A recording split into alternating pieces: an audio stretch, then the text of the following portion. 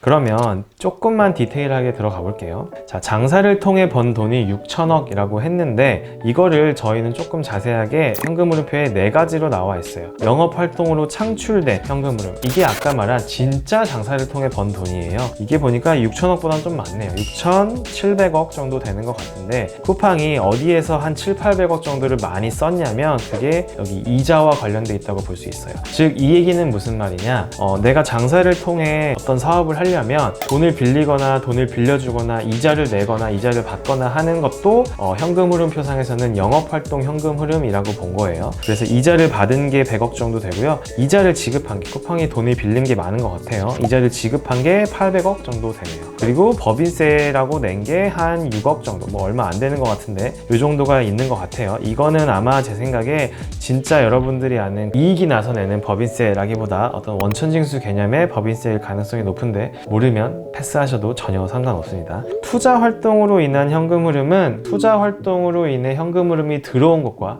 나간 걸로 나뉘는데, 투자 활동이라는 이름 자체가 뭔가 돈을 쓰는 개념이어서 보통은 마이너스가 나오는 경우가 훨씬 많다라고 생각하셔야 돼요. 쿠팡도 한번 볼까요? 투자 활동으로 인한 현금 유출액부터 먼저 볼게요. 쿠팡은 7천억 정도의 돈을 투자 활동에 썼어요. 어디 썼냐 대고 봤더니 금융자산의 증가, 금융자산 샀다는 뜻이에요.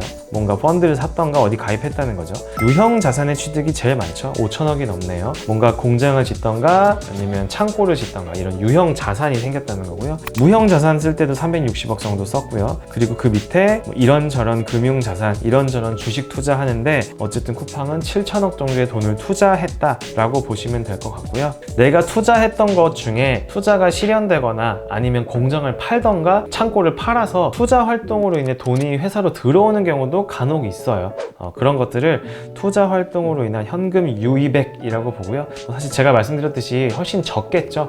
지금 특히나 쿠팡 같은 회사는 투자를 계속해서 하는 회사이기 때문에 투자로 인해 돈을 많이 쓰지, 투자했던 걸 현금으로 다시 현금화하는 경우는 많지 않다고 볼 수 있어요. 그래서 보시면 현금 유입된 건 180억 정도밖에 안 되죠. 현금 유출된 게 거의 7천억이 조금 넘는다, 이렇게 보시면 돼요. 자, 그 다음에 내려오시면 아까 말씀드린 재무활동으로 인한 현금 흐름도 재무활동으로 인해 현금이 나간 게 있고 재무활동으로 인해 현금이 들어온 게 있는데요.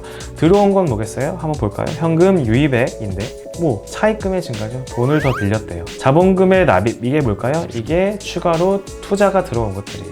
추가 증자돼서 들어온 게 자본금의 납입으로 재무활동으로 들어왔다. 그것도 1,700억 정도 되네요. 뭐 많아요. 어쨌든 반대에 현금 유출도 있겠죠. 은행에 돈을 갚는 거죠. 내가 빌렸던 돈을 갚는 건 재무활동 쪽에 현금 유출되는 거기 때문에 보시면 바로 나왔죠. 단기 차입금의 상환, 그리고 어떤 리스 부채의 상환한 것도 뭐 1,700억 정도 돼요. 조금 더 직관적으로 말씀드리면 쿠팡은 장사통에서 6천억, 7천억 정도의 돈을 벌었다가 이걸 그대로 어딘가에 다 투자했어요. 그럼에도 불구하고 2천억 이상 현금이 늘어났던 건 뭐예요?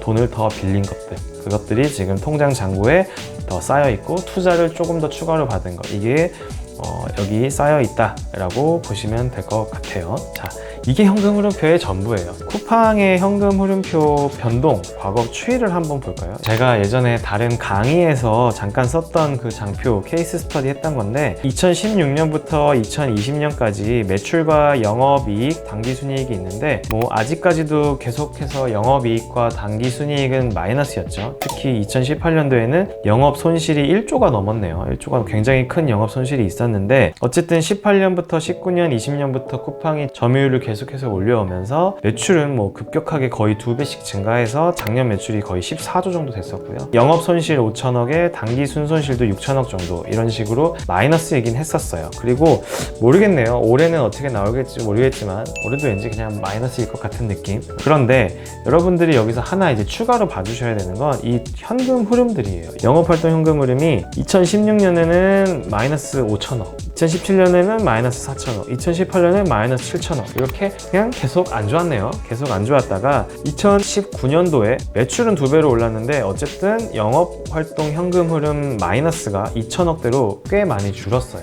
그리고 드디어 처음으로 작년 2020년도에 영업활동 현금 흐름이 플러스 6천억으로 증가했고, 이게 뭐 쿠팡의 호재 중에 하나로 여겨졌었죠. 다만 이게 실제로 쿠팡이 경영을 잘 했다면 올해, 내년, 내후년에는 이 지표가 계속해서 좋아져야 되고요. 여러분들이 재무제표, 어떤 기업의 재무제표를 보실 때 손익계산서는 굉장히 좋은데 이 영업활동 현금 흐름이 굉장히 안 좋은 기업들은 뭔가 문제가 있는 기업이라고 봐주시면 될 것 같아요. 분식의 리스크도 있고, 아니면 실제 그 기업의 비즈니스 모델이 뭔가 현금 흐름 창출에 문제가 있을 수도 있기 때문에 그런 관점에서 이런 현금 흐름을 봐주셔야 된다라고 알아두시면 될 것 같아요. 그러면 충분히 회계 유치원 수준에서 어디 가서 현금 흐름표 보실 때 완전히 까막눈으로 보시지 않을 거고, 이 기업이 현금이 캐시를 이렇게 벌었고 이렇게 썼구나 정도 알아두시면 될 것 같고, 또 이런 식으로 다른 기업들 재무제표도 보실 수 있으시면 좋겠습니다. 네, 현금 흐름표 강의는 여기까지 마치겠습니다.